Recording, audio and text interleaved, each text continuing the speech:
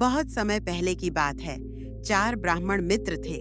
उनमें से 3 बहुत विद्वान थे और उन्होंने वेद शास्त्रों का गहरा अध्ययन किया था।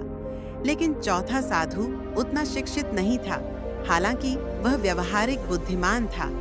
एक दिन तीनों विद्वानों ने सोचा कि वे अपनी विद्या की परीक्षा करें और कोई अद्भुत कार्य करें। उन्होंने जंगल की ओर प्रस्थान किया। रास्ते में उन्हें एक शेर का कंकाल पड़ा मिला।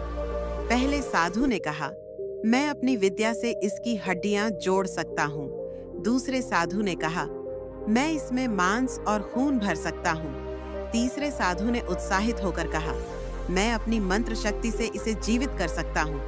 यह सुनकर चौथा साधु चिंतित हो गया और बोला, यह शेर जीवित होते ही हमें मार देगा, हमें इसे पुनः जीवित नहीं करना चाहिए। तीनों विद्वान उसकी बात को मूर्खता समझकर हंसने लगे और बोले, तुम विद्या से अज्ञानी हो, इसलिए हमारी शक्ति को नहीं समझ सकते। चौथे साधु ने तुरंत एक पेड़ पर चढ़कर खुद को बचा लिया। जैसे ही तीसरे साधु ने मंत्र पढ़कर शेर में प्राण फूंके, वह जीवित होते ही गरजते हुए उठा और तीनों विद्वानों पर झपटा। वह उन तीनों को मारकर जंगल में चला गया। शिक्षा। इस कहानी से हमें यह सीख मिलती है कि केवल पुस्तकों का ज्ञान ही पर्याप्त नहीं होता, बल्कि जीवन में बुद्धिमानी और सतर्कता भी आवश्यक होती है।